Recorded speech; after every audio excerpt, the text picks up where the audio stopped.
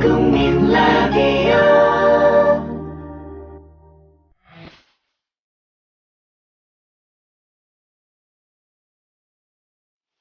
이용마의 한국 정치.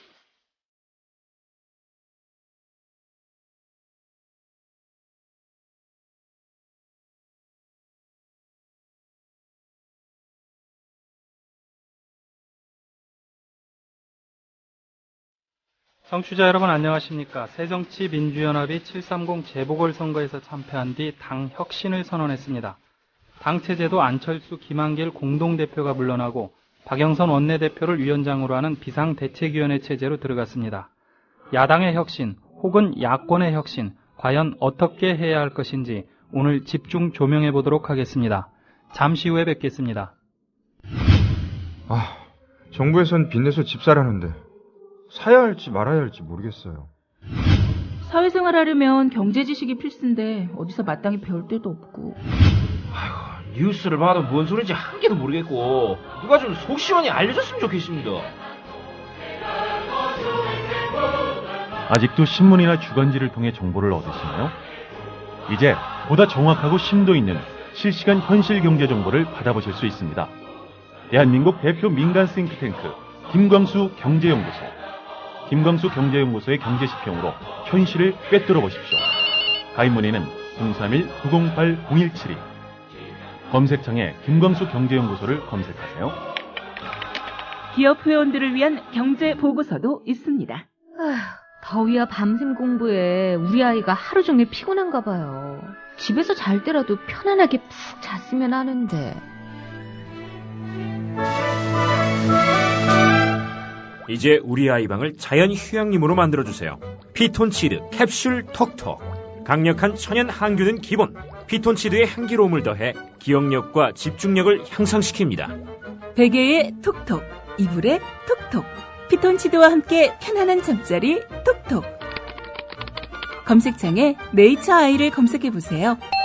전국 약국에서도 판매 중입니다. 아참, 수익금의 일부는 국민TV에 후원됩니다. 참고하세요.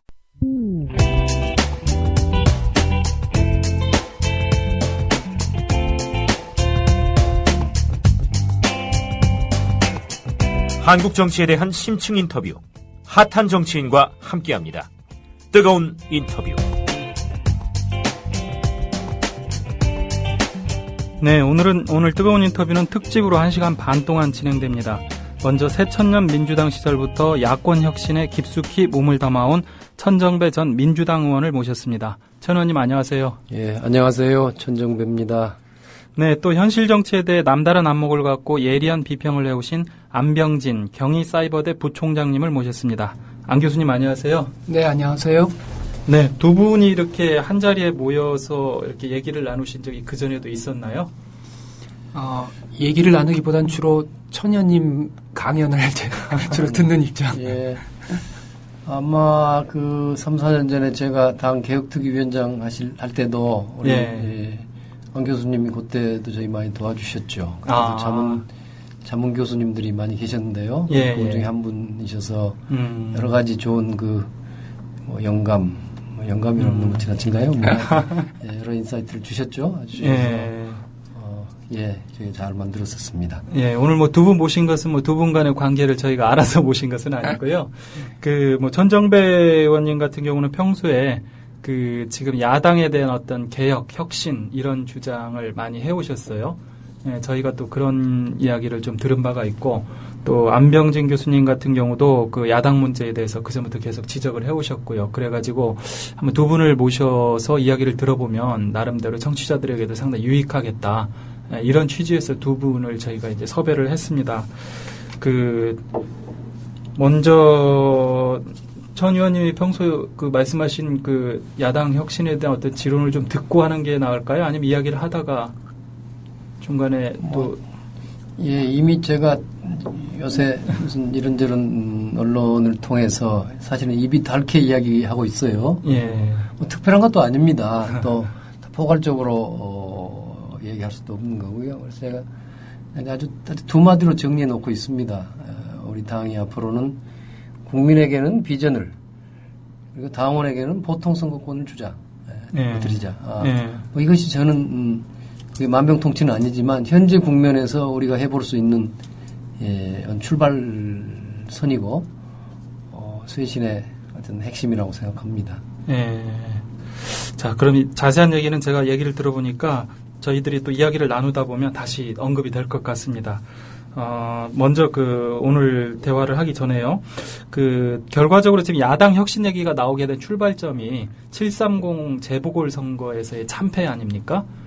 그 부분에 대해서 먼저 평가를 먼저 좀 하고 갔으면 좋겠다는 생각이 드는데요.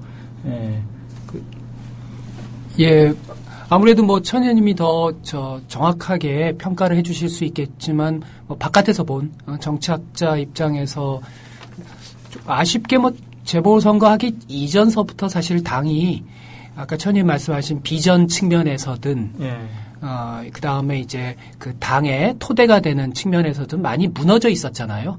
그런 선거라는 게 원래 선거 기간에 탁월한 전략가가 온다 그래서 어떤 획기적으로 해결된다기보다 이미 브랜드가 좀 무너져 있었던 상황이었고 또 그 이후에 또 선거를 치르다 보니까 좀 처음에 공천 룰이나 이런 게 초기에 좀 분명하게 좀 제도화돼 있지도 못했고 또 리더십도 그걸 잘 운영하지도 못했고 그런 선거 전의 문제, 브랜드 자체의 하락 그리고 그 이후에 또 대응 그런 문제들이 있었죠. 이미 선거 전에 실질적인 어떤 정당으로서의 기반들이 상당 부분 무너져 있었다. 결과적으로 나중에 공천 문제라든지 이런 것들은 이제 사후적인 문제일 뿐이다. 천 의원님 어떻게 보세요? 교수님 말씀 그대로지요. 그걸 이제 거꾸로 드려보면 우선 공천의 잘못이 컸던 것 같고요. 근데 그것이 그렇게 된 데에는 그 저변에 밑바닥에는 지도부의 전횡, 또 계파 간의 담합, 힘겨루기 이런 것이 가능할 수 있도록 돼 있는 시스템의 문제가 있고 더 그걸 이제 근본적으로 원인을 따져 들어가면은 이 계파 패거리 정치, 또 기득권 정치, 결국 불임 정치라고도 부를 수 있겠습니다만 그래서 그동안에 너무도 무기력하고 국민들의 삶의 질을 향상시킬 수 있는 어떤 구체적인 비전, 정책 이런 것들이 제대로 준비되지 못했고 또 이번 사실은 재보궐선거뿐만 아니라 지방선거 때도 새정치민주연합이 내놓은 딱히 기억날 만한 어떤 무슨 정책이나 메시지도 충분치 않았다. 그렇거든요. 제가 당에 그래도 핵심 당원인데도 저도 잘 기억이 안 날 정도니까 참 문제지요. 두 분 시각이 굉장히 공통되네요. 그리고 또 굉장히 근본적인 질문을 하고 있는 것 같고요. 당에 대해서 지금 두 분 말씀을 들어보면은 이 새정치민주연합이 과연 정당으로서 그동안에 존립했던 자체가 어떻게 보면은 그럴 수 있었는지, 어떻게 그렇게 존재할 수 있었는지 싶을 정도의 생각이 지금 들거든요. 근데 새정치연합이 지금 6.4 지방선거 이전에 3월이었나요? 그때 안철수 의원과 어떻게 보면 이제 합당을 했죠. 통합을 하면서 이제 새정치연합이 출범을 했는데, 그러니까 한 3개월, 4개월밖에 안 됐거든요. 짧은 기간이지만 이 안철수, 김한길 두 공동대표 체제, 새정치민주연합에 대해서 평가를 해보신다면 같은 맥락으로 지금 보실 수 있는 건가요? 어떻게? 그러니까 더 깊은 얘기는 천 의원님이 더 잘 아시겠지만 모릅니다. 제가 좀 조그만 학교 행정을 하고 있어가지고 근데 외부에서 좀 아쉬웠던 게 이게 혁신이라는 게요. 그게 이렇게 몇 가지 문구로 해결되는 게 아니거든요. 글쎄요, 어떤 예를 들어야 될까요? 예를 들어서, 좀 있으면 이제 저녁을 나중에 해 드실 텐데, 어느 주방기구 중에 이 눌러붙지 않는 주방기구, 여기서 상표 브랜드를 얘기하긴 그렇고요. 그러니까 아주 획기적인 선풍을 불러일으켰잖아요. 왜 설거지 할 때 되게 힘들거든요. 눈에 가시적으로 확연하게 보이는 혁신들을 한 거죠. 그러니까 그 주방기구가 어마어마한 히트를 치는 거죠. 근데 김한기 대표님, 안철수 대표님 다 훌륭하신 분들이지만 어떤 아까 천연이 말한 비전 측면에서든 아니면 어떤 활동 방식에 있어서든 혁신은 이런 것이다. 라고 하는 누가 유권자의 눈에 확 보일 수 있는 그런 데 대한 치밀한 계획, 뭐 이런 것들이 없이 당을 이제 맡으면서 사실상 그 기간이 좀 많이 아쉬운 점이 많았죠. 그건 왜 그랬을까요? 안철수 대표가 정치를 시작한 지가 얼마 안 돼서 그렇다고 봐야 되나요? 아니면 저는 아무래도 이제 현실 정치인이니까 예. 그런 것들을 다 이제 좀 현실을 고려해서 생각을 해본다면요. 그 두 세력이, 그러니까 민주당과 안철수 대표 세력이 갑자기 통합을 했어요. 예. 그런데 통합을 하자마자 선거는 불과 뭐 한 2달 남아있죠. 예. 그러니까 대체로 그렇지만 그동안에도 선거를 앞두고 통합을 하게 되면은 거기서 무슨 충분한 토론을 거치고 해서 무슨 그 당의 강령이나 비전 이런 걸 제대로 만들기는 좀 어렵지 않습니까? 그러니까 우선이 있는 대로 그냥 얼기설기 가건물 짓듯이 합니다. 저는 예. 어느 정도 그건 이해할 수 있다고 생각합니다. 예. 그리고 이제 선거에 임하게 되는데 그러면 선거용이라 하더라도 사실은 또 선거 때라는 게 가장 정당으로서는 그 긴박한 때입니다. 그때 그렇죠. 사실은 며칠 동안에 네. 온갖 무슨 좋은 것도 나올 수 있습니다. 국민들의 관심도 가장 높고. 그럼 그때 어떤 무슨 정말 비전 정책 뭐 무슨 구체적인 것들 무슨 무상 의료를 하나 들고 나온다든가 뭐 반값 등록금을 나온다든가 뭐 뭔가 하여튼 그래도 그 내부 토론을 거쳐서 무슨 브랜드가 될 만한 정책들을 내놓았어야 되겠죠. 이런 일들이 극히 부진했었다는 생각이 들고요. 또 여러 가지의 특히 공천 과정에서 뭐 제가 관여한 일이라서 언뜻 떠오릅니다만은 그 두 대표들이 저한테 기초 그 단체장 기초선거 후보 자격심사위원회 위원장이라는 그런 직책을 줬어요. 그래서 어떤 역할을 했냐면 우리 당의 기초단체장 후보 공천 신청을 한 분들 453명인가 그랬을 겁니다. 454인가? 754. 벌써 잊어버렸는데 여하튼 수백 명이 공천 신청을 했는데 그러면 좀 시장, 군수, 구청장 후보가 되고 싶다 한 분들이죠. 이제 그분들을 상대로 해서 과거의 뭐 전력을 우리가 가능한 한 짧은 시간이지만 그 자료들을 모아가지고 이분들이 과거에 무슨 공직과 적절치 못한 도덕성의 하자가 있다. 그러면 그분들은 이제 부적격자로 걸러낸 작업들을 했단 말이에요. 그런데 그때 그 기준은 무슨 과거에 직무와 관련된 범죄로 무슨 집행유예 이상의 형을 받았거나 또는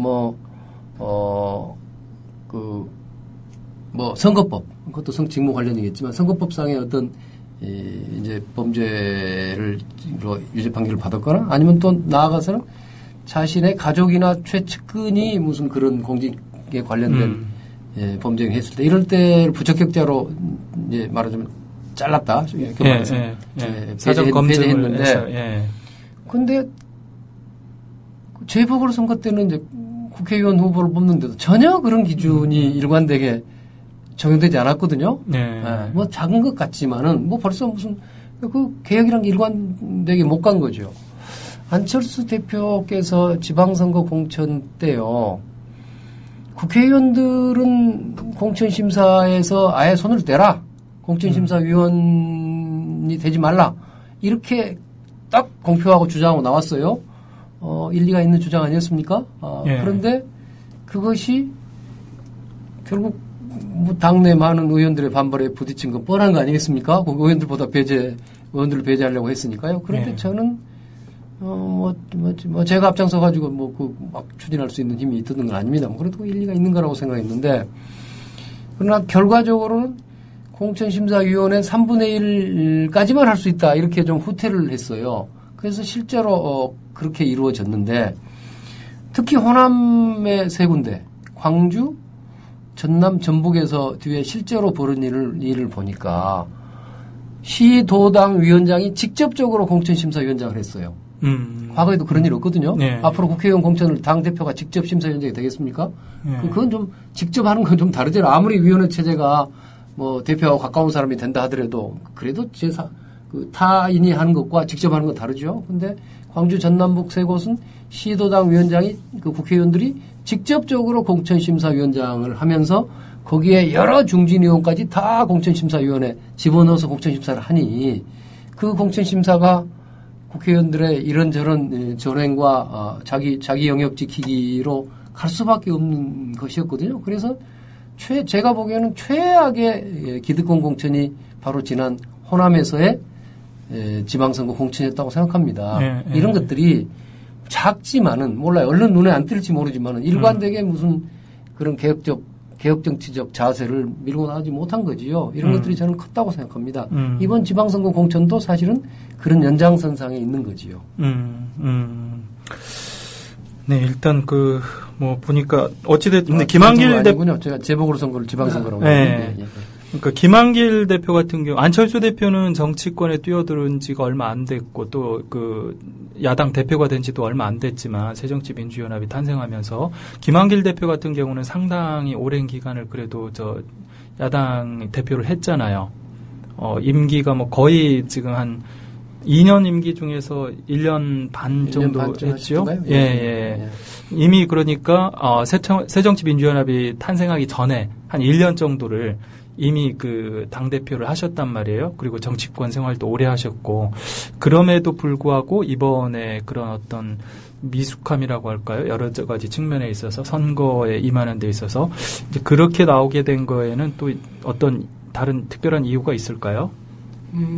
이게 리더십이라는 게 이게 참 교과서를 공부한다고 되는 게 아닌데 리더십엔 여러 유형이 있습니다. 어떤 분은 상당히 뛰어난 관리자로서 훌륭하신 분이 있고 또 어떤 분은 이제 혁신형 리더십이 있고요.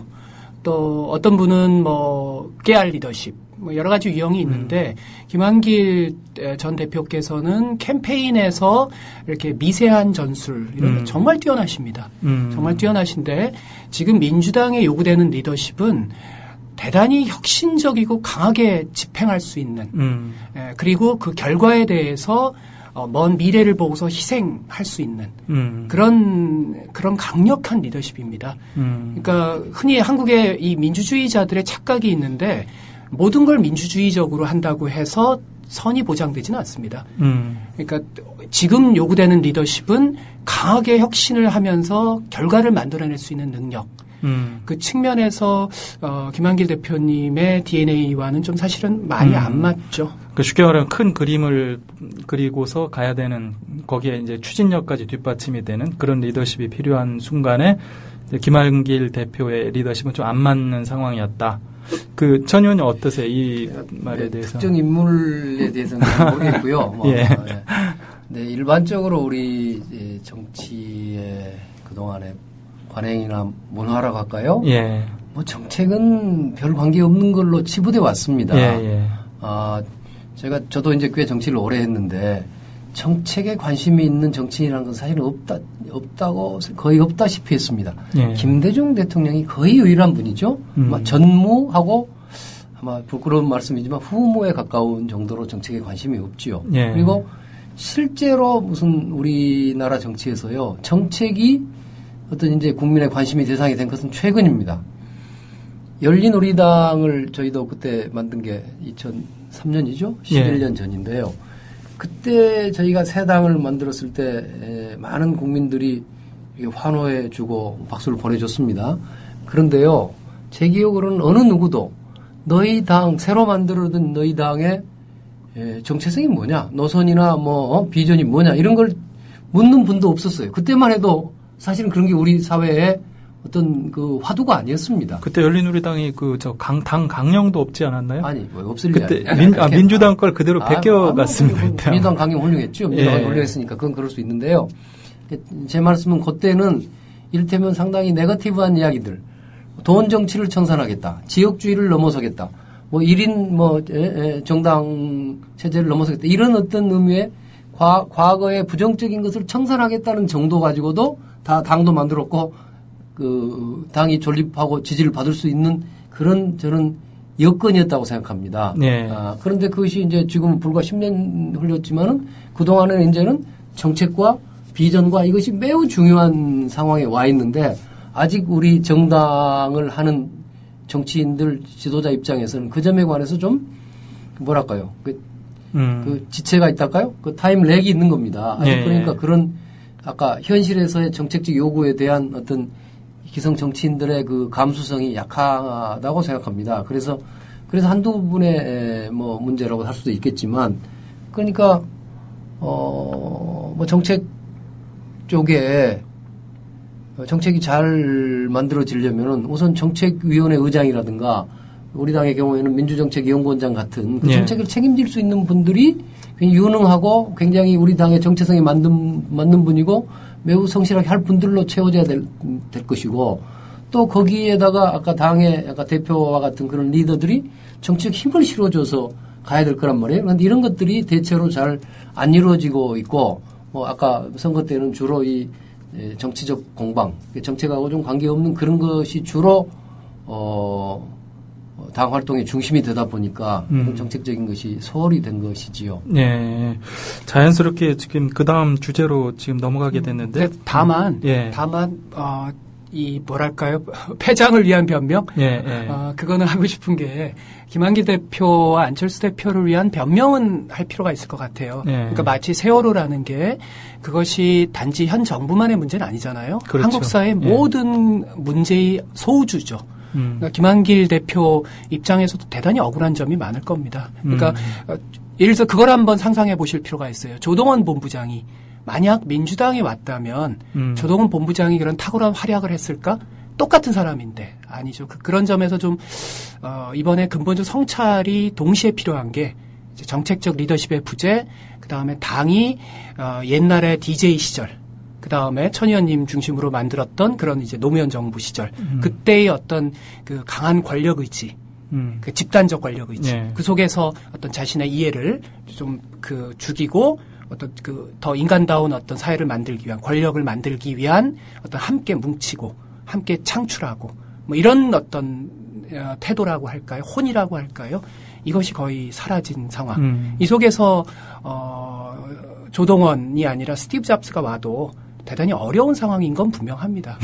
그 점에서 무조건 이제 저는 아까 천 의원님의 문제의식이 좋은 게 어떤 특정 인물 잘못 이러면 이렇게 쉽죠. 이러면 정말 쉽죠. 새로운 사람이 오면 마치 해결될 것 같은.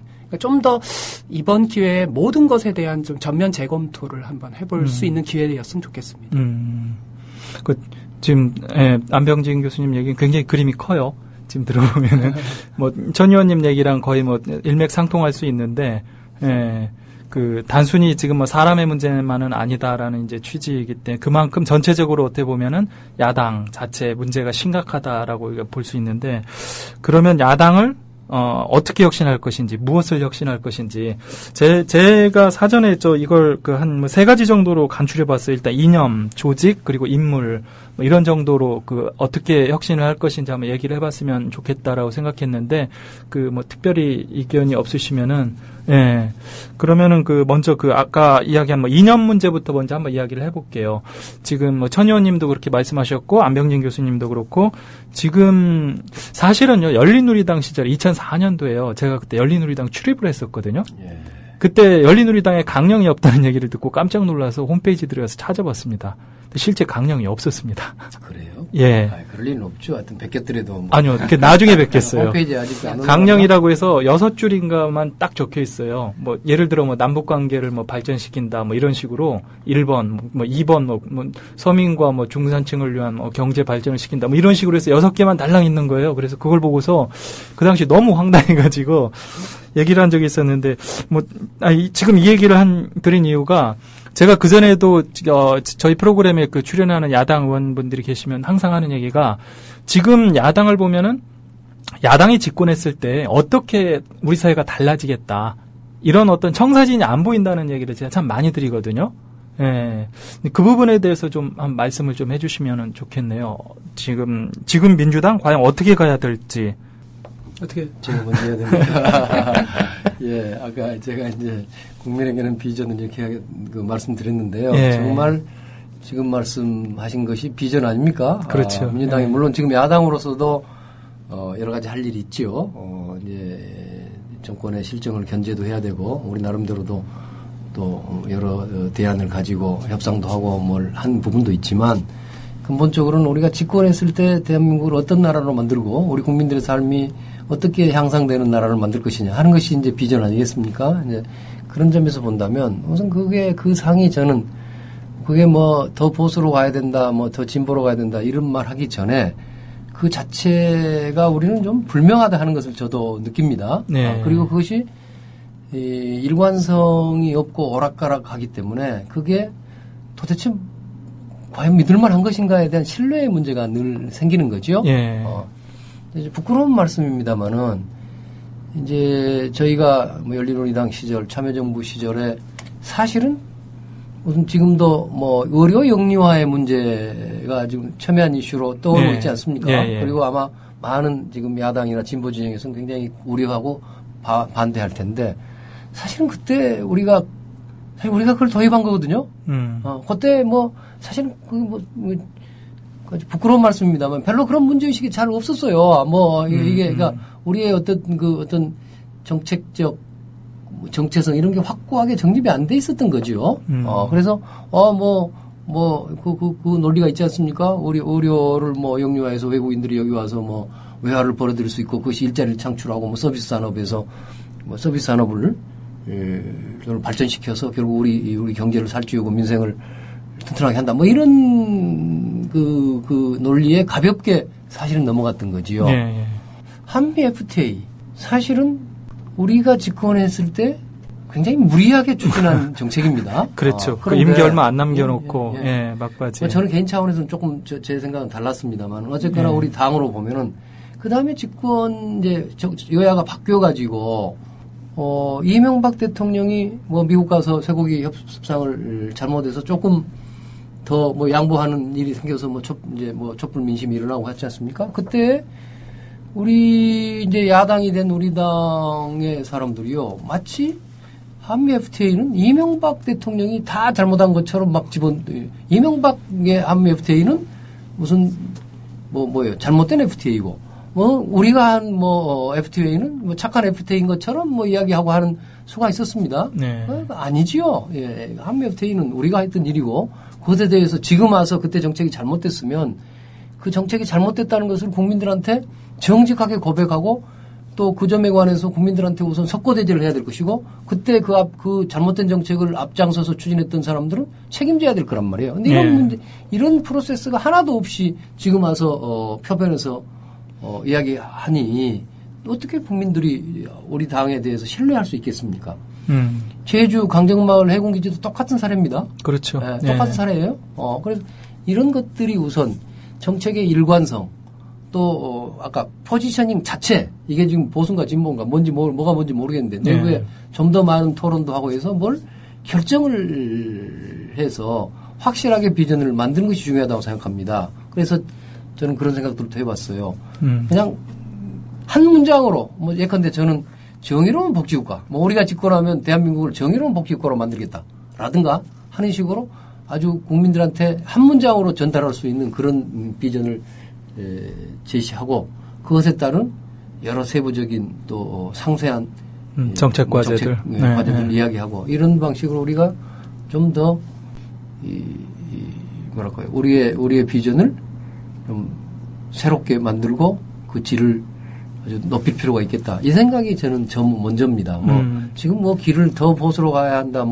더 보수란 말은 안 하죠. 더 중도로 가야 된다. 더 진보로 가야 한다고 하는데요. 대체로 우리 당내에서 중도라고 말하는 사람들은 실은 그 내용은 보수입니다. 그렇죠. 민주당 내에서 보수라고 말하기가 좀 어색하니까 그걸 중도라고 부르는 수가 많죠. 안병님 교수님. 뭐 비슷한 생각입니다. 그러니까 요즘 현대 기업들도 가치 경영을 하거든요. 가치가 기업들이 더 이상 상품을 파는 게 아니라 어떤 사회를 만들 것인가 꿈을 그러니까 그런 점에서 그거야말로 가장 정당의 본령이죠. 그러니까 가치 경영을 해야 된다라는 점에서 우리는 어떤 간절한 꿈을 가지고 있는가. 감히 제 생각에 한 근 10년간 간절한 꿈이 담긴 위대한 연설을 거의 본 적이 없어요. 며칠 전을 제외하고는. 이제 얼마 전에 그 교황님이 가셨지만, 그러니까 우리 국내에선 본 적이 없는데 그게 뭘 말하는 걸까? 즉 가치, 과거의 DJ 노무현의 그 어떤 위대한 꿈의 계승, 그 변화 발전 이게 필요하고 이것은 그냥 어떤 레토릭이 아니라 아까 말씀하신 것처럼 일상적 정책으로 외화가 돼서 축적이 돼야죠. 일관된. 그 점에서 저는 지금 보수 진보 뭐 이런 논쟁 이전에 기본적인 가치의 문제를 다시 한번 재정립해야 된다. 뭐 세월호가 보수의 아젠다인가요? 진보의 아젠다인가요? 아니거든요. 그건 인간에 대한 예의의 문제잖아요. 과거 무상급식, 제가 무상급식 할 때 민주당 분들한테 뭐라고 얘기했냐면, 애들, 초등학생들 밥, 그거 그냥 이 무상으로 먹이는 거, 그게 뭐 그렇게, 그건 좌파 이슈도 아니고, 그건 뭐 우파 이슈도 아니다. 그러니까 기본적인 지금은 이 진보 보수 노선 논쟁 이전의 기본 태도의 문제를 다시 한번 생각할 필요가 있고요. 그 바탕 위에서 더 진보로 갈 이슈가 있고 더 보수로 갈 이슈가 있고 그러니까 미국은 진보 보수 논쟁이 있으면 민주당 내에서 근데 제가 너무 독설적인지 모르겠는데 현재 민주당은 그 논쟁을 하기에는 사치스럽습니다. 그 전제가 먼저 해결돼야 됩니다. 태도가 좋으면 뭐 이렇게 얘기하면 좀 비과학적인 보수로 가도 됩니다. 더 진보로 가도 됩니다. 그러니까 태도의 문제가 우선되는 것에 좀 더 주목해 주셨으면 좋겠다. 그 두 분 말씀하시는 것 중에 이제 공통점을 찾아보면은요. 아까 그 천 의원님 말씀하신 게 예를 들어 한미 FTA라든지 여러 가지 이제 과거 정책들요. 보면은 결과적으로 그게 어떻게 보면 인간의 욕망을 자극하는 부분들. 예를 들어 한미 FTA도 마찬가지로 이렇게 하면 우리 경제가 좀 더 잘 살 수 있고 쉽게 말하면 이제 배부를 수 있다. 우리가 성장할 수 있다. 뭐 이런 논리에 상당히 많이 사로잡혀 간 측면들이 있고요. 지금 안 교수님 말씀하신 것도 결과적으로 어떤 성장이나 발전, 욕망 이런 거보다는 결국 인간에 대한 어떤 태도, 결국 같은 맥락에서 우리가 좀 해석을 할 수 있을 것도 같은데요. 그러기 위해서는 아까 천 의원님 말씀하신 대로 과거 정책들 중에서 일부 잘못된 부분들에 대해서 명쾌하게 반성을 하고 그리고 가야 되지 않느냐 싶은 생각이 드는데 제가 이 그 야당의 기존의 어떤 그 행보들을 쭉 보면은요. 정책적인 측면에 있어서 그 보면은 예를 들어 정치적인 측면에 있어서는 상당히 좀 진보적인 모습을 보입니다. 그 예를 들어 이제 북한 문제라든지 한미 동맹 문제라든지 이런 측면에 있어서 보면은 그 상당히 그러니까 과거의 어떤 그런 방식에서 벗어나서 이제 좀 문제를 합리적으로 풀어보자. 이제 그런 방향으로 많이 가는데 경제적인 문제로 접근을 하면은요. 이 경제적인 문제로 접근을 하면 이 과거의 그 성장 논리 여기 그대로 다 함몰이 되는 것 같아요. 이게 사실 이제 박정희 시대부터 나온 논리인데 모든 게 다 성장 위주로 뭐 세월호 사건도 사실은 그 성장 이데올로기의 어떤 피해가 아닌가 뭐 그런 생각이 드는데 여기는 어떻게 보세요? 예, 그렇죠. 그러니까 사실은 박정희 대통령 이래에 지난 몇십 년간에 걸친 한국의 고도 성장 이것은 아마 세계적으로도 거의 챔피언 아닙니까? 앞으로 뭐 중국이 더 빨라질지는 모르겠습니다만은 그런 압도적인 고도 성장의 폐해도 많지만 어쨌든 그것에 익숙해진 우리 국민들 사이에 이제 지금까지의 그분들의 담론 그러니까 새누리당은 사실은 비전을 제시할 필요도 없다고 생각합니다. 지난 몇십 년간 보여준 거거든요. 누구나 다 알고 있는 비전을 제시하고 있는 거지요. 그래서 그에 대항할 수 있는 우리 뭐 개혁 진보 정당으로서의 뭐 민주당, 이 새정치민주연합의 무슨 아까 사회 경제적 비전이라는 게 뚜렷지 않은 겁니다.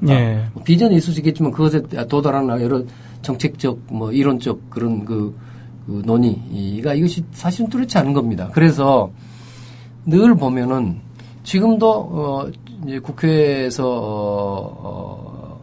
새누리당 측이나 아니면 많은 보수 언론들이 이렇게 이야기합니다. 왜 민생 법안을 가지고 야당이 발목을 잡느냐 이렇게 나오거든요. 그리고 사실은요 한 10년 20년 전만 해도 국회에서 몇 가지 경제 상임위원회들 민생 법안 다루는 특히 건설 교통 문제 다루는 건교부 사법부라든가 이런데 다루는 상임위원회들은요, 다 여야 간에 별 다툼이 없이 좋은 의미의 어선도선 그냥 합의돼가지고 처리됐습니다. 예. 되게 싸우는 것은 정치 상임위였어요. 법사위, 뭐 행자위 이런 데서 뭐 정치적인 사안 가지고 싸우는 거지. 사회 경제적인 것은 그냥 그동안 이 나라의 아까 성장 세력이 만들어왔던 그 패러다임을 당연한 걸로 사실은 따라가면서 늘 해결해왔던 것이거든요. 예. 그런 점에서는 아직 우리 사회, 아까 우리 정치뿐만 아니라 그 대안 담론, 복지라든가 진보에 해당하는 담론이 아직 그 충분하게 그 경쟁력을 갖지 못하고 있는 거지요. 저는 그런 점이 저변에 깔려 있다고 생각합니다. 그래서 그것을 사실은 정립해야 될 그런 필요성이 정치에서뿐만 아니라 우리 사회의 진보 개혁 진영이 전반적으로 해결해야 될 과제가 아닌가 생각합니다. 지금 야당 국회의원들 중에 지금 전 의원님 말씀하신 그런 문제의식을 가지고 계신 분들이 좀 있나요? 제가 다 말할 수는 잘은 모르겠습니다만은 사실 그 점도 있죠. 인적인 문제도 있거든요. 이제 야당에 많은 국회의원도 있고 그동안 국회의원이 많이 있었습니다만은 대체로 그들의 아까 실제적인 어떤 성향이랄까요? 이런 것들을 보면은 과연 제가 너무 그러니까 너무 엄격한 잣대로 재려고 하지 않습니다. 상당히 온건하게 보더라도 과연 그분들이 진보적이고 개혁적인 분인가 하는 점에서 의문을 느끼게 하는 분들이 많죠. 예. 이를테면 대표적으로 관료 출신들. 그분들이 과거에는 이를테면은 김영삼 정권 그 전에 노태우 전두환 정권에서도 다 거기서 관료도 하면서 또 그런 데로 자시고 거기서 선거한 분들 아닙니까? 예. 그러다가 이제 또 어떤 의미에서는 정권이 교체된 다음에는 이제 김대중 노무현 정부에서도 이런 데를 하시다가 또 경우에 따라서 옷 벗고 나오면 이제 우리 당이 된 분도 있고 그러지 않습니까? 그분들이 이제 이 당에 계시니까 이제 되게 이 당처럼 행동하시지만은 과연 그분들이 원래 따져보면 진짜로 어떤 그런 정체성을 개혁 정체성 진보적 가진 분들이 한 데서 의문이 있는 분들이 많죠. 다 그렇다는 거 아닙니다. 그런 부분들이 지금까지 당에서 여러 것들이 엉켜 있는 거지요. 당의 어떤 인물 충원 구조, 공천 방식 이런 것이 그런 정체성을 따지는 분위기가 아니지 않습니까? 제가 아까 말씀드린 기초단체장 자격심사위원회를 하면서요, 몇 가지 좀 문제들을 삼았습니다. 예컨대, 과거, 쇠고기, 협상, 한미FTA 쇠고기 관련된 쇠고기 협상으로 촛불 집회가 맹렬하게 일어났을 때, 그때 주무장관인 그 당시 정운천 농림부 장관에 대해서 그 당시 우리 민주당이 해임 건의안을 야당 전체가 공동으로 제출을 했더라고요. 굉장히 중요한 사안인데 그때 상당수의 우리 당 소속, 당시는 민주당이었나요? 민주당 소속 시장 군수들이 정운천 농림부 장관을 사실상 지지하는 성명을 발표했더라고요. 그러니까 그 당에서 가장 그때 굉장히 중요한 이슈 아니었습니까? 그런데 그분들이 지금 보니까 아무 관계가 없어요. 그분들이 다 공천도 받았고 그분들 중에서는 지금 국회의원 된 분도 있더라고요. 그렇습니다. 그래서 지난번에 사실은 그것은 상당히 한번 좀 그런 자료가 있기에 좀 심하게 말하면 그 사람들이 이번에 전부 다 공천에 배제할까 또 하다가 거기까지는 못했습니다. 아무리 너무 느닷없이 그래도 곤란하고 그래서 그분들은 좀 정밀 심사 대상으로 해서 좀 봐라 했는데 이제 이런 일들이 별로 그 당내에서 천연덕스럽게 이루어지고 있는 거란 말이에요. 이제 이런 것들하고도 관련이 있는 거지요. 그래서 하나는 당에서 좀 더 명확한 우리 당의 정체성을 우선 확립을 해야 될 것 같고 또 그것이 상당히 포괄적이 한다고 생각합니다. 저는 아까 어떤 의미에서는요 보수도 괜찮다고 생각합니다. 정말 합리적이고 건전한 보수라면은 저는 보수도 괜찮다고 생각하는데 어느 정도 상당히 당의 외연을 넓혀서 그 정체성 중심은 있어야 되겠지만 외연을 넓혀서 사람들을 받아들여야 되고 그러나 그런 심사를 좀 엄격하게 해서 인물도 우리 정체성에 맞는 인물들을 기본적으로 공천도 하고 우리 당에서 중요한 역할을 하게 만들고 또 그분들이 그에 어긋나는 전력을 보인다든가 또는 뭐 예컨대 뭐 국회의원이나 뭐 지방자치단체에서 활동하면서 무슨 당의 정체성과는 전혀 어긋나는 활동을 한 분들에 대해서는 좀 당에서 확실한 제재도 가하고 불이익도 주고 하는 그런 이제 시스템을 분명하게 만들어서 운영을 해야 할 필요가 있죠. 이런 것들이 다 아마 서로 얽혀 있다고 생각합니다. 네. 그 점에서 그 좀 기존 모델, 천 의원이 말씀하신 것처럼 개발주의의 뭐 모델 이런 그것의 연장으로 한다면 민주당이 필요가 없는 거잖아요. 그렇죠. 지금 집권당이 잘 하면 되는 거죠. 그러니까 지금은 완전히 다른 패러다임, 진보적 성장 노선에 대한 전면화를 해야 될 때인데요. 이게 참 슬프기도 하고 아이러니한 게 시대는 민주당이 너무나 활약하기 좋은 시대가 돼버렸어요. 왜냐하면 보수와 진보가 보면 진보의 강점이 두 가지 강점을 갖고 있습니다. 진보는 공감 능력이 뛰어납니다. 보수는 훨씬 더 안정감, 안보 능력이 뛰어나고요.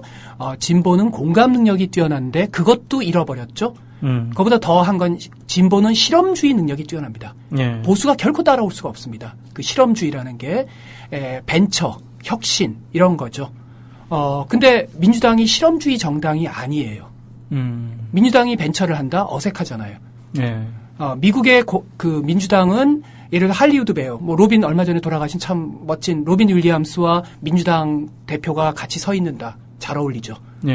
그 다음에 뭐 페이스북 창업자와 같이 서 있는다. 잘 어울리죠. 한국의 민주당 리더십이 그런 분들과 같이 뭐 송강호와 최민식과 혹은 이재용 다음 회장과 같이 서 있다.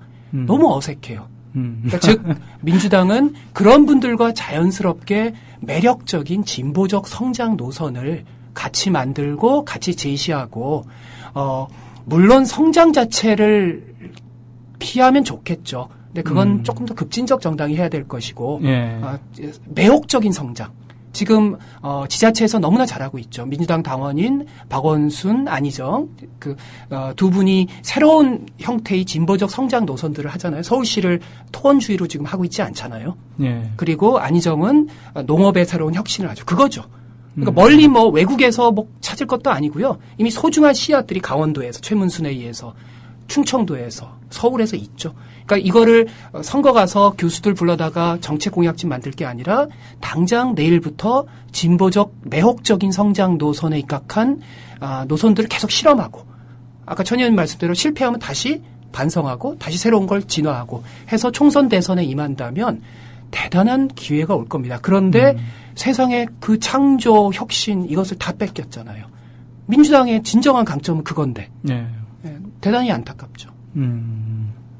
사실 각 시도에서 이게 추진이 되고 있지만 그게 다 각 시도 그 자체로 그냥 머물러 버리고 있잖아요. 그러니까 결과적으로 이런 것들을 당에서 이렇게 좀 응집을 해주는 그런 것들이 필요할 것 같은데 지금 민주정책연구원인가요? 지금 새정치민주연합에 어떻게 보면 당의 싱크탱크인데 이 싱크탱크의 기능이 상당히 그런 점에서 중요하지 않습니까?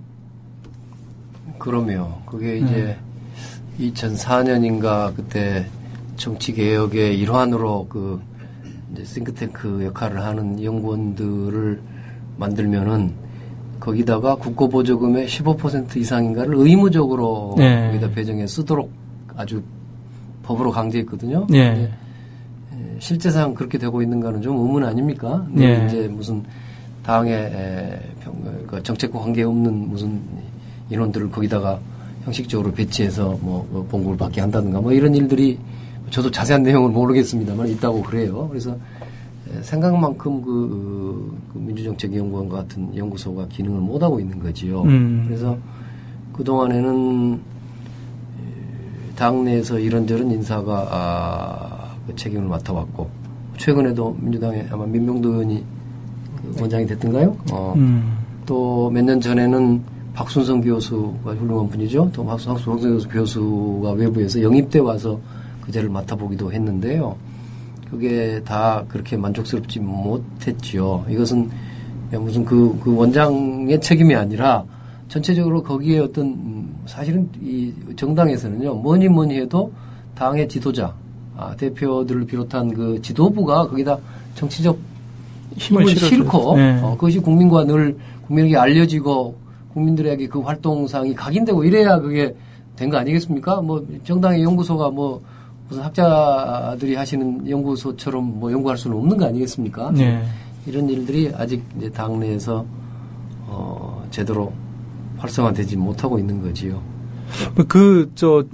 민주정책연구원이 활성화 안 된 게 결과적으로 지금 그 새정치연합에 어떤 뭐 청사진이 없는 그것과 직결된다고 볼 수 있는 거 아니에요, 지금 이게? 그렇습니다. 그러니까 지식 생태계가 부재한 거죠.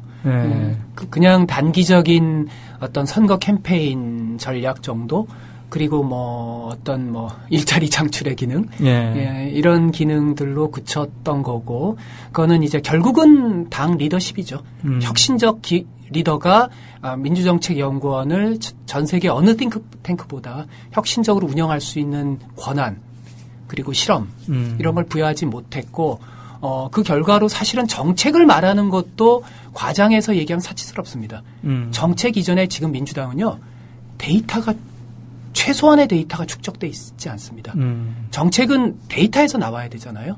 현실, 지금 50대가 뭘 고민하고 있고 어떤 상태이고를 알아야 그 속에서 정책이 나오죠. 그렇죠. 거기에 맞는 정책들을 맞춤형으로 낼 수가 있죠. 거의 전 세계적으로 전무후무한 건 아마 이걸 들여다보시면 전무후무한 걸 아시게 될 텐데, 현재 민주당은 리더십이 계속 바뀌고, 그리고 당에 안정된 기획가가 존재하지 않으면서 기본적인 데이터들을 찾아할 수가 없습니다.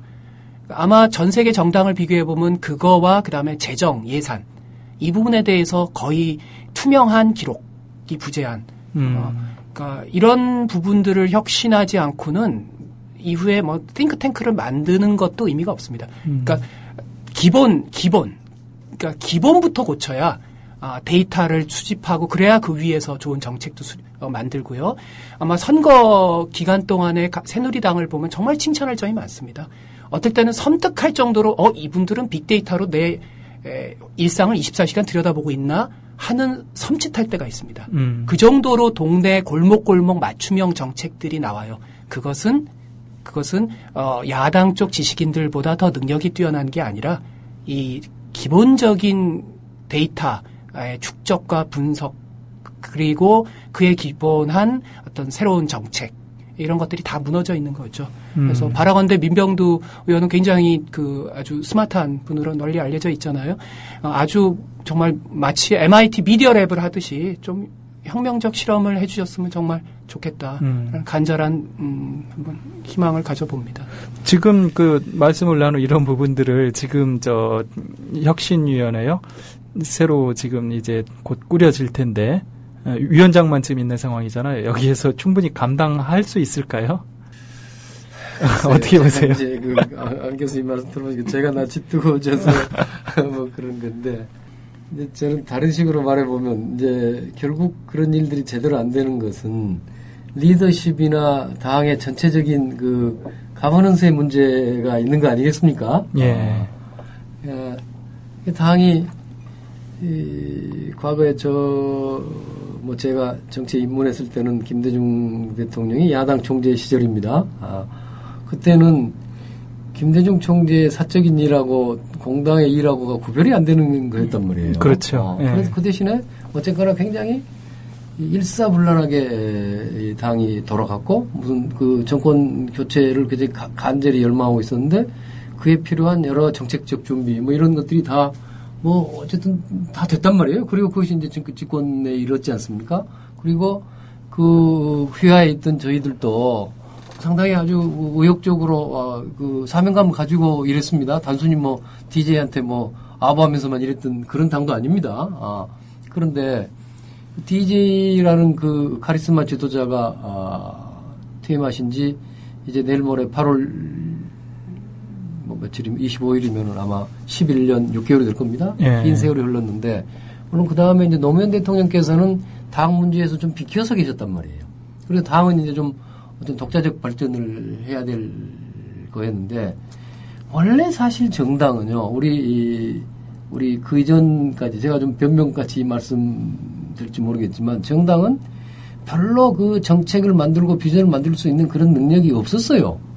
워낙 취약했습니다. 뭐 인적으로도 취약하고. 원래 야당이? 예, 그렇죠. 예. 그때 과거의 민주화 투쟁 시절에는요, DJ라는 그 탁월한 그렇죠. 지도자의 그 역량과 그를 보조하는 뭐 여러 역량을 가지고 하긴 했는데 그러나 그때는 기본적으로 민주화 독재하고 투쟁 시절이기 때문에 대개 정책이라는 것은 정부에서 정부에서 만드는 것을 결국은 여당의 국회의원이나 여당 사람들이 가지고 와서 그걸 풀어먹는 거였단 말이에요. 그런 구조를 가지고 있어서 우리가 사실은 정당이 독자적인 정책과 비전을 만들 만한 그런 뭐 여러 역량이 있느냐 하면 사실은 좀 그게 취약했던 거 사실이지요. 그런데 그것이 그 이후에 아까 뭐 김대중 대통령 퇴임하신 지도 아까 10년이 훨씬 넘었다고 했는데 그 이후에 그런 무슨 새롭게 당을 뭐 싱크탱크를 만들고 정책을 만들고 비전을 만들 만한 그런 당의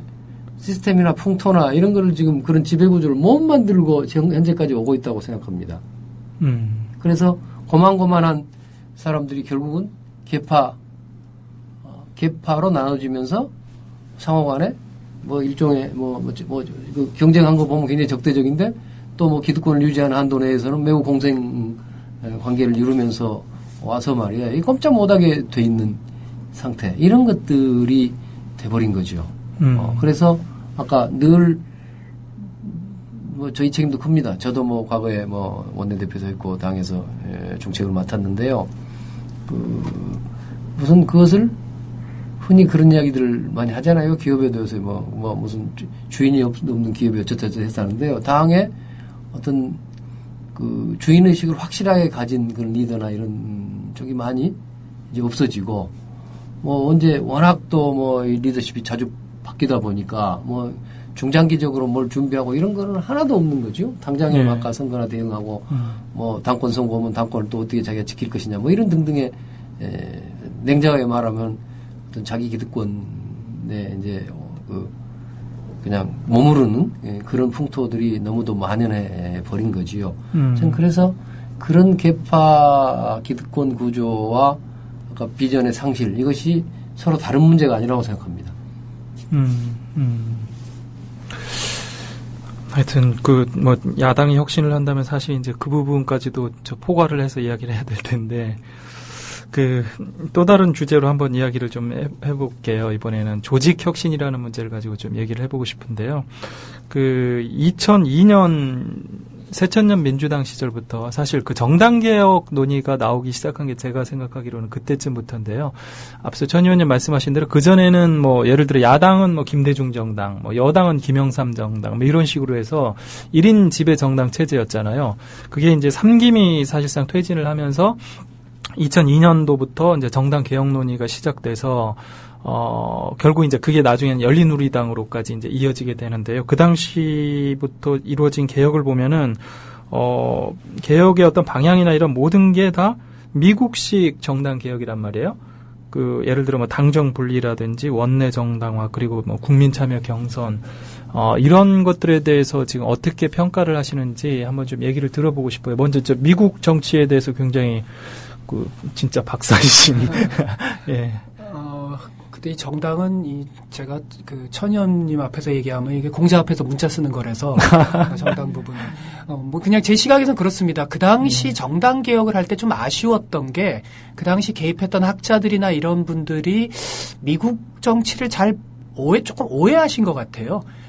미국 정치는 현장 풀뿌리와 무관하게 마치 그 정치 광고 공중전으로만 이루어지는 것처럼들 이해를 하신 게 아닌가. 그러니까 미국 정치도 굉장히 현장이 중요합니다. 근데 저희 뭐 지구당 다 그 당시 없애는 고비용 구조 없애는 게 진보는요. 그건 보수는 그렇게 주장할 수 있는데 야권의 정당 개혁의 핵심은요. 뭐 이게 영어로 써서 그런데 임파워링. 그러니까 풀뿌리 시민들의 능동적 참여를 통해서 정치의 온도를 높이는 겁니다. 그게 진보의 애티튜드입니다. 네. 보수의 정당 개혁이 있고 진보의 정당 개혁이 있는데 첫째 미국에 대해서도 잘 모르셨고 그 다음에 미국도 그렇게 작동되지도 않고 또 그 다음에 어떻게 하면 아래로부터 정치의 온도를 높일 것에 대한 관점이 좀 부족했던 것 같아요. 예. 그러면서 좀 상당히 지금의 이렇게 풀 뿌리는 새누리당이 이제 사실상 강점을 갖고 있고 한 여러 가지 기형적 형태가 좀 됐죠. 예. 그 점에서 대단히 좀 아쉬운 점이 많습니다. 그러니까 아까 천님 말씀처럼 당원들의 권리 이런 것도 중요하고 그 다음에 좀 더 포괄적인 시민들과의 결합, 그 속에서 정당의 혁신 이런 에너지를 다 잃어버렸죠. 사실 지난 지방선거에서도 보면은 기초선거라든지 광역 의원선거 이런 것들을 보면은 야당이 지난번에 8대 7이었나요? 그 단체장 광역 단체장 선거는 한 석 정도 한 지역 정도 앞섰는데 이 기초 단체장이라든지 기초 의회 선거, 광역 의원 선거를 보면 새누리당이 거의 싹쓸이하다시피 했거든요. 그만큼 어떻게 보면 풀뿌리 조직 자체가 야당이 굉장히 약하다. 그런 측면으로도 볼 수 있을 것 같은데 천 의원님은 어떻게 보세요? 모르겠습니다. 꼭 그런가요? 뭐 그렇게 아니 이제 안 교수님 말씀 들으면 새누리당 매우 잘하는 것 같은데 별로 그런 것 같지는 않습니다. 우리도 뭐 취약점이 많고요. 늘 네. 이제 한국 사회에서 저 막연히 그런 생각을 해봅니다. 그 새누리당 기득권 세력은 뭐 비오컨대 폭탄의 양으로 치면은 우리보다 수십 배, 100배 많은 거죠. 돈도 많고 어디 뭐 인물도 가져오고 뭐 보면은 저 지방선거 때 무슨 구의원이라도 나가는 사람들 보면은요 다 그래도 새누리당 사람들은 다 몇십억 재산들은 다 있는 사람들입니다. 그렇죠. 근데 네. 이제 우리 쪽은 좀 다르지 않습니까? 돈 있는 사람도 있지만은 대체로는 아주 물적 자원이 부족한 사람들이고 하니까 뭐 저쪽에 뭐 조직 이런 걸 우리가 따라갈 방법은 없다고 생각합니다. 아까 오히려 우리 안 교수님 처음 말씀하신 것처럼 우리 쪽은 훨씬 더 어떤 상상력이 풍부하고 뭐 실험 정신이 강하고 또 뭔가 진보 개혁 진영에서는 뭔가 일당백의 여러 가지 아이디어도 나오고 사람도 출연하고 한다. 저는 그렇게 생각합니다. 사실 그것이 이제 뭐 제가 갖고 있는 믿음인데요. 이제 과거에 이제 열린우리당의 창당이라든가 그 시스템을 만드는데 저도 좀 참여했고 또 뭐 지구당을 폐지하고 할 때도 그때 제가 국회의원으로 알고 있습니다만은 그렇게 뭐 좀 부끄러운 말씀입니다. 무슨 일관된 원리 뭐 그 미국식이다 뭐다 이런 걸 제대로 익혀서 한 것도 아니에요. 물론 그때도 이런저런 뭐 정책 교수님들도 계셨고 그분들의 뭐 조언을 잘 받아서 했었는데요. 그때는 좀 너무 어찌 보면은 좀 이상주의적이었죠. 사실은 그 지구당 폐지는 그때 당론을 모아서 했던 일은 아닙니다. 그 당시에 뭐 좀 그런 일이 있었어요. 그 당시에 뭐 우리 지도자 한 분이 느닷없이 나가서 그 이번에 세월호 합의하듯이 그 상대당의 지도자하고 합의해서 공표해버렸어요. 뭐 돈 먹는 하마 지구당 폐지한다. 그렇게 나와버리니까 뭐 더 이상 어떻게 해볼 도리가 없이 지구당이 폐지됐고요. 저는 그때도 그 잘못된 일이라고 생각합니다. 그때 많은 국민들이 지구당 폐지하라고 하는 진정한 의미는 지구당이 너희들 선거운동을 하는 조직에 머무르지 말고 진짜 국민들의 삶의 질을 향상시킬 수 있는 그런 무슨 정책도 만들고 봉사도 하고 국민들의 그 의견도 여론도 가감없이 수렴하는 그런 좀 좋은 기능을 하라는 뜻으로 받아들였으면 된 일인데 그런 일들이 많이 있었죠. 그래서 우리가 몇 가지들 원내 정당화라든가 뭐 당정 분리라든가 이런 등등의 문제들은 다 사실은 검증 안 된 일들이었고 또 어찌 보면은요 또 이렇게도 할 수 있고 저렇게도 할 수 있는 일이어서 그때 방향이 잘못됐기 때문에 지금 우리가 뭐 이게 서신이 안 됐다 이렇게 보기는 좀 어렵다고 생각합니다. 그보다는 이제 더 근본적인 문제들 당내 아까 누구든지 이야기합니다만 계파 기득권의 문제, 계파 패거리의 문제 그리고 기득권의 문제, 뭐 새로운 진입 장벽을 튼튼하게 쌓고 있고 신인에게 어떤 공정한 기회를 주지 못하는 그런 기득권의 문제들 그리고 당원들 대다수 당원들과 지지자들은 동원 대상이 되고 그저 국회의원과 지역위원장 수준 이상의 기백 명의 200여 명의 사람들만 당의 모든 결정을 좌우하는 그런 이제 낡은 기득권 구조 이런 것들이 저는 근본적이라고 보고 있습니다. 네, 그 두 분 말씀 잘 듣고 있습니다. 그러면 여기에서 잠시 1시간 정도가 지나갔는데요. 네, 여기서 잠시 그 광고 듣고요. 그리고 다시 찾아뵙겠습니다.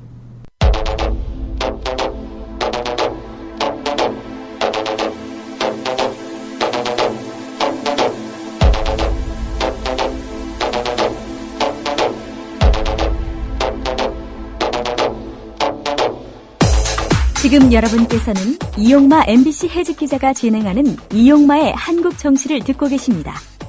이 방송은 2주에 한 번, 화요일 낮 4시부터 5시 반까지 국민 라디오를 통해 가장 먼저 청취하실 수 있고 팟캐스트 포털 팟빵에서 다시 들으실 수 있습니다.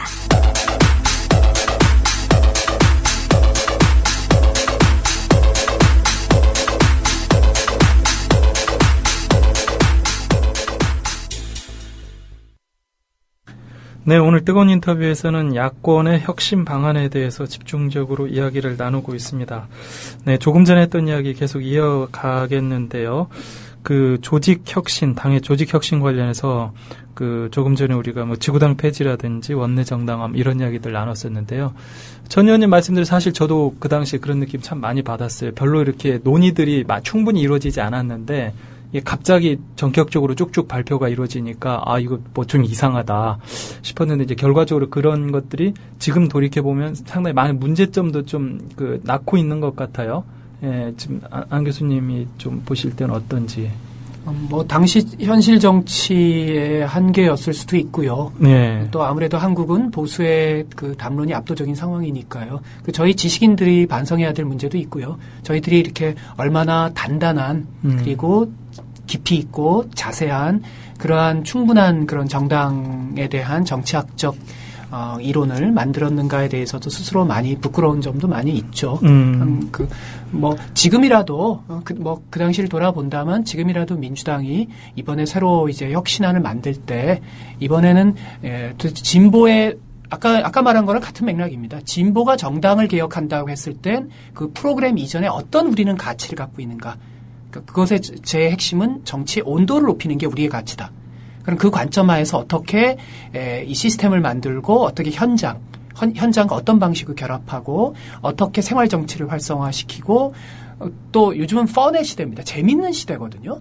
요즘 디지털 세대들은 재미없으면 뭐 근엄하게 뭐 훈계하는 거 이런 그러니까 아주 재밌는 정당. 뭐 할 거 많습니다, 사실은. 그러니까 그런 좀 정치학적으로 그다음에 진보의 단단한 가치에 기반하면서도 아주 요즘 젊은 세대들이 좋아할 그런 쿨한 방식으로 얼마든지 조직 혁신할 수 있는 뭐 오늘 하루 종일 얘기할 수도 있는데요. 그러니까 우리 시민들 속에서도 그런 아이디어가 많습니다. 이번엔 제대로 한번 좀 하셨으면 좋겠다. 조금 구체적인 문제로요. 들어가서 지금 국민 참여 경선 지금 지난번에 박영선 지금 혁신위원장이 앞으로 전략공천을 없애고 국민 참여 경선을 전면적으로 도입하는 방향으로 추진하겠다라고 이야기를 했거든요. 그런데 지금 국민 참여 경선 같은 경우에도 상당히 문제가 많이 지적되고 있는데 안 교수님이 보시기엔 이건 어떠세요? 아무래도 천 의원님은 직접 말씀하시기에 좀 곤란하실 것 같고.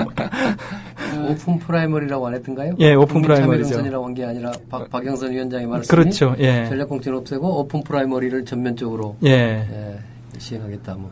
글쎄요. 천 의원님은 굉장히 비판적이실 것 같은데 저는 그 문제의식에 대해서 일부는 공감합니다. 그러니까 만약 여야가 같이 제도화한다면 그것도 의미는 있을 수 있을 것 같은데, 다만 좀 보안 장치는 심각하게 고려하면서 해야 되지 않을까. 그러니까 잘못하면, 좀 이렇게 정치 신인들이 접근하는데 좀, 장애가 될 수도 있고요. 정치 신인들이 충분히 자신을 이렇게 드러내고 충분히 활동할 수 있는 그런 것들에 대한 충분한 제도적 보완이라든가, 그 다음에 당에 또 열정적으로 활약하는 사람들에 대한 또 그런 데 대한 배려. 여러 가지 제도적, 한국은 이게 미국식 제도를 도입한다고 해서 해결되는 나라도 아니고요. 유럽의 삼민주의 이런 게 아니고 저희의 현황에선 좀 모든 제도는 부작용이 있을 겁니다. 근데 다만 오픈 프라이머리의 법제화를 하더라도 만약 새누리당과 동시에 할 경우, 그다음에 이쪽만 할 경우, 그 경우에 따라서 다 제도적 보완들이 달라져야 됩니다. 그리고 심지어는 저 같은 경우는 좀 오픈 프라이머리만이 아니라 공천 배심원제 같은 저희 정치학자들이 요즘에 많이 얘기하는 건데요. 좀 그런 다양한 좀 제도를 믹스할 필요가 있다. 전 의원님은 어떻게 보세요? 예, 저도 우리 박영선 위원장님 말씀의 취지를 저는 공감합니다. 그냥 고민의 소산이겠는데. 그러나 다른 아까 제도의 개선과 동반되지 않는다면 대체로 아마 이 오픈 프라이머리를 전략공천 없이 다 하면은요, 지금 민주당의 새정치민주연합의 지역구 의원이 몇 명인지 모르겠습니다만 100 뭐 넘죠? 100열 몇 명 되겠죠? 그분들이 거의 다 이 다음에 다시 공천 받게 되는 그렇죠. 결과가 올 겁니다. 그러니까 어찌 보면 굉장한 혁신 같지만 한편으로 보면 결과적으로는 굉장한 기득권의 유지 수단이 되지 않을까 하는 생각입니다. 그래서 공천 제도는요, 제도 그동안 많이 연구도 해보고 했지만 이게 정답이 정말 없는 어려운 문제입니다. 그래서 저는 이제 요새 전략공천 이야기하면 좀 제가 욕먹게 돼 있고 저도 전략공천의 피해자이지만 저는 전략공천이 있어야 한다고 생각하는 사람입니다. 이건 뭐 10년 전부터도 그렇고요. 다만 전략공천이 전략공천답게 운영돼야 되죠. 그야말로 어떤 우리 당의 정체성을 보여주고 미래를 보여주고 무슨 당의 아까 선거에서는 구체적으로 이길 수 있는 전략에 맞는 전략공천이 이루어져야 되거든요. 그럼 여러 가지의 이제 그 절차의 민주성, 투명성 뭐 여러 가지 것들이 보완된다면 전략공천이 있어야 되죠. 그러면 다 전략공천을 하면 되느냐? 아니죠.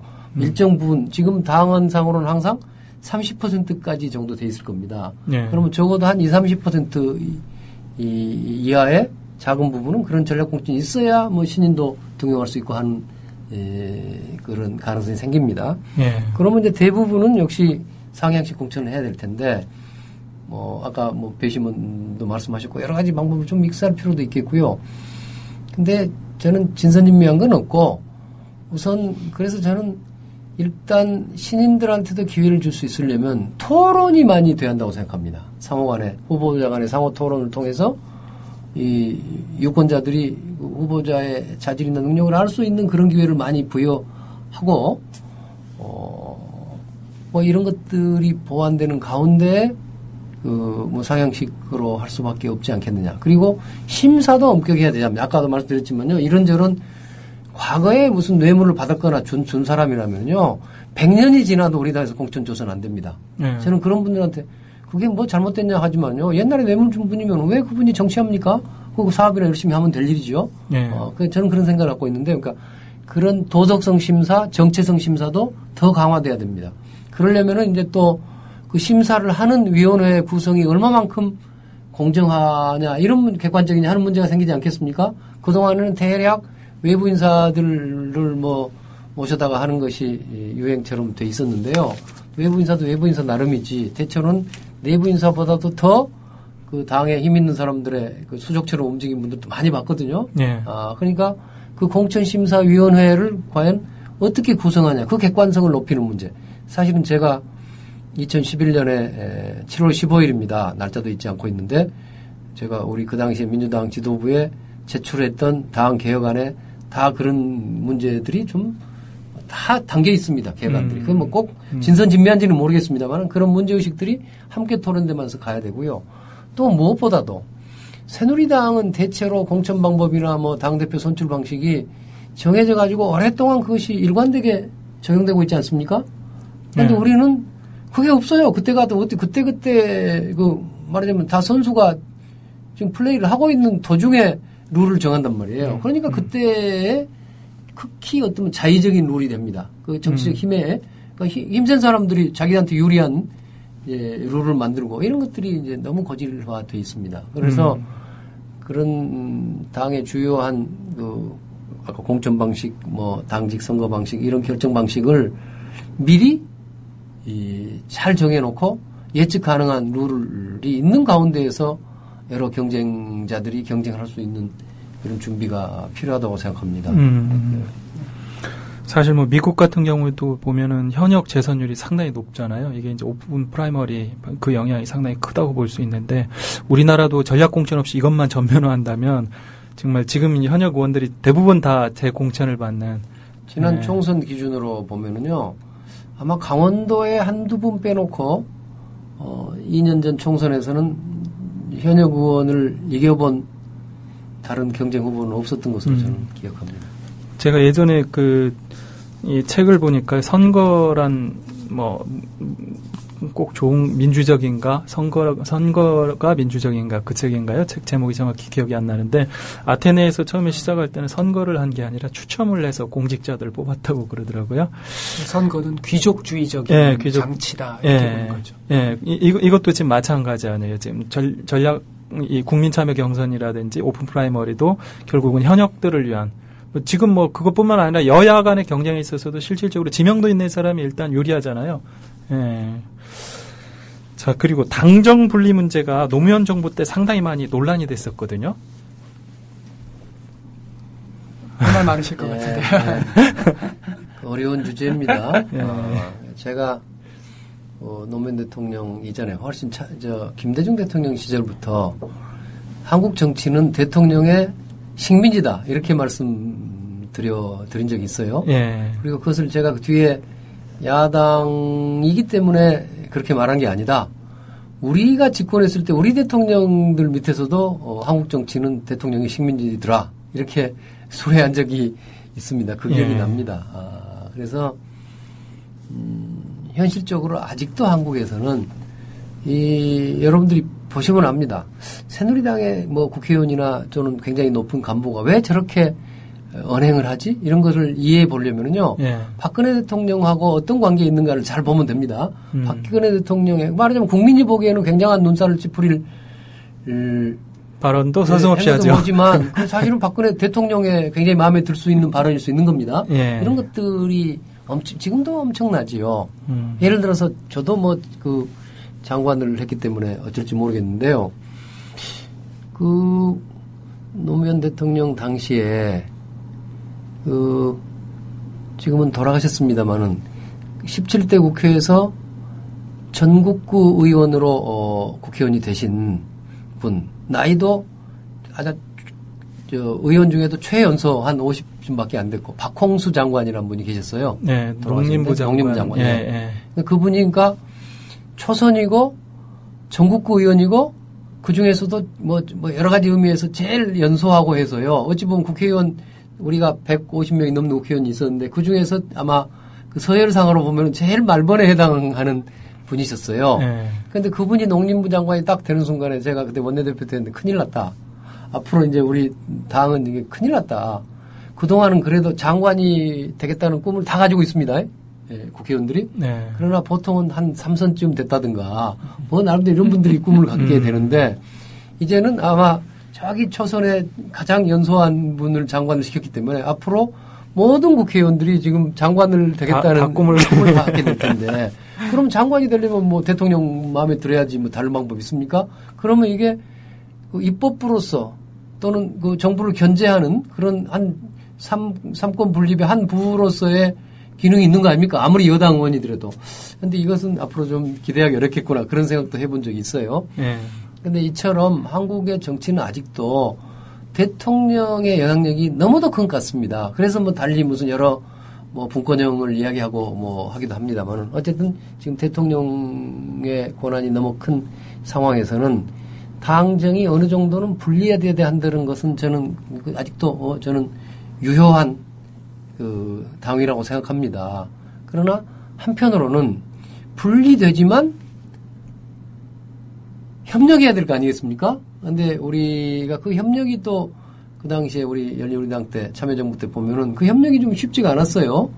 청와대나 정부에서 당을 주도적인 역할을 하신 분들하고 당의 어떤 지도적인 역할을 하신 분들 사이에 무슨 사실은 그렇게 협력이나 그 긴밀한 그 관계가 저는 그렇게 생각했습니다. 우선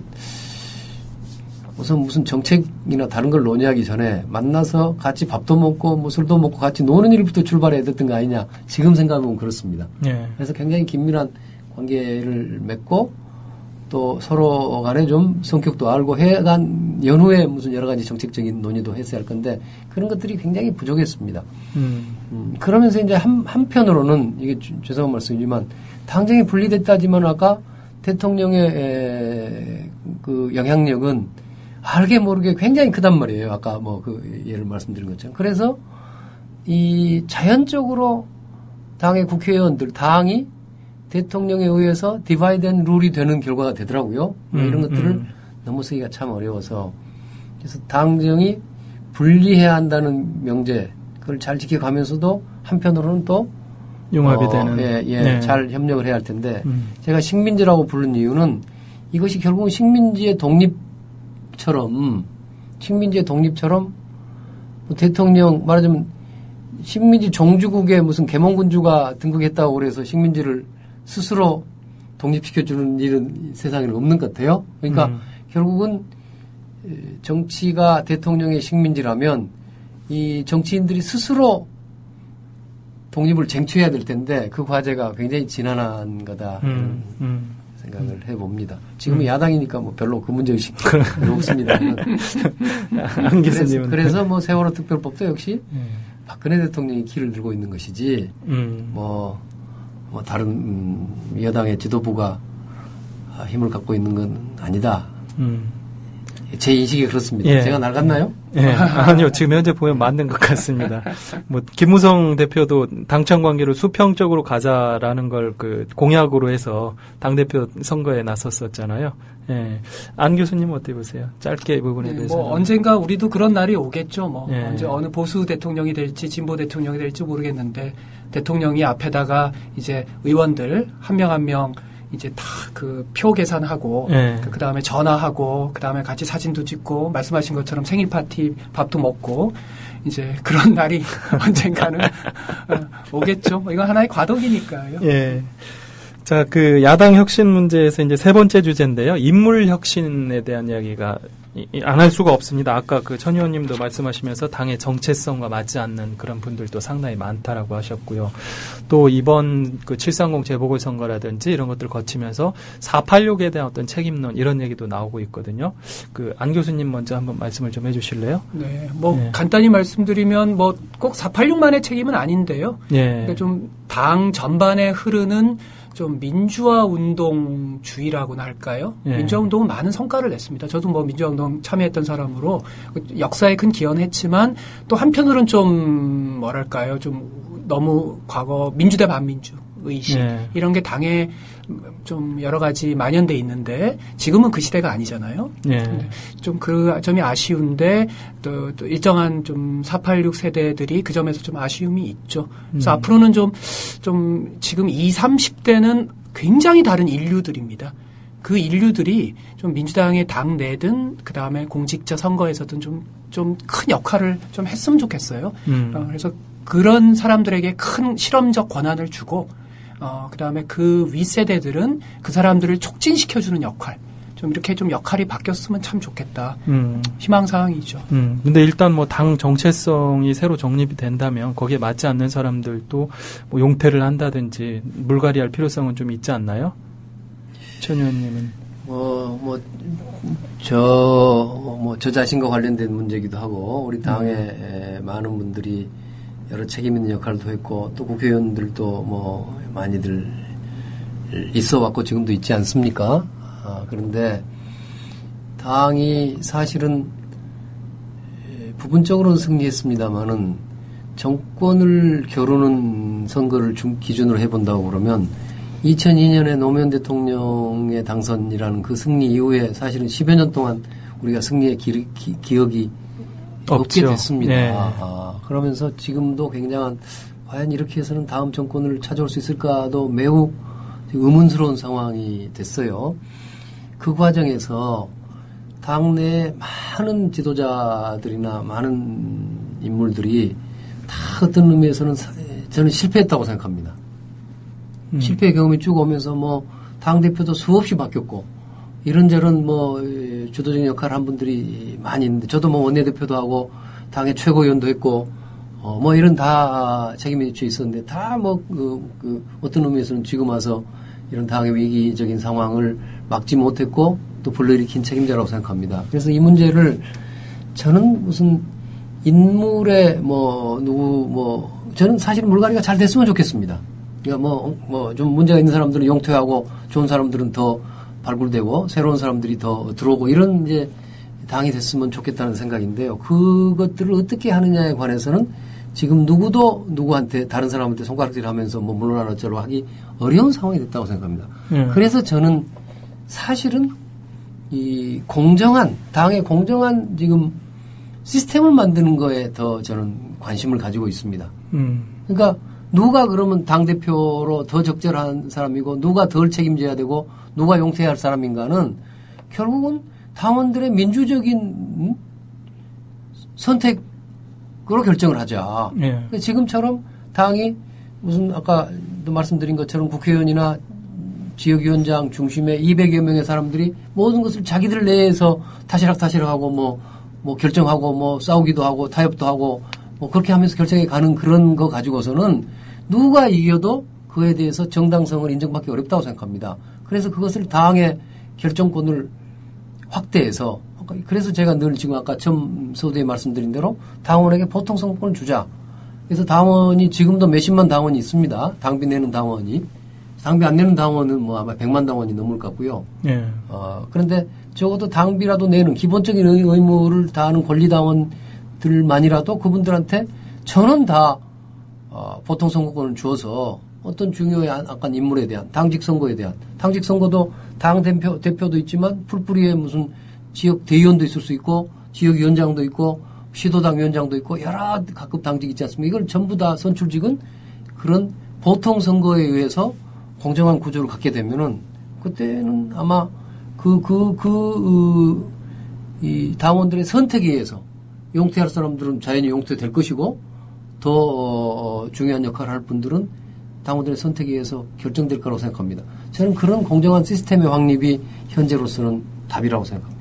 예. 알겠습니다. 그 두 분과 지금 뭐 나눌 내용은 많습니다, 사실. 뭐 진보 정당과의 관계 문제도 이야기를 해볼 필요도 있고 지금 현재 구성된 혁신위 문제도 이야기해봐야 될 것 같고 뭐 여러 가지가 많은데요. 두 분과 얘기 나누다 보면 밤을 새더라도 모자랄 것 같습니다. 예. 청취자 여러분 여기에서 마무리를 지어야 될 것 같습니다. 두 분 오늘 나와주셔서 고맙습니다. 네, 감사합니다. 고맙습니다. 국민 라디오 지지하는 4가지 방법 아시나요? 다운로드하기, 별점 주기, 댓글 달기, 구독하기. 국민 라디오를 보다 많은 이들에게 전할 수 있는 가장 손쉬운 방법. 다운로드하기, 별점 주기, 댓글 달기, 구독하기. 잊지 마세요. 다운로드하기, 별점 주기, 댓글 달기, 구독하기.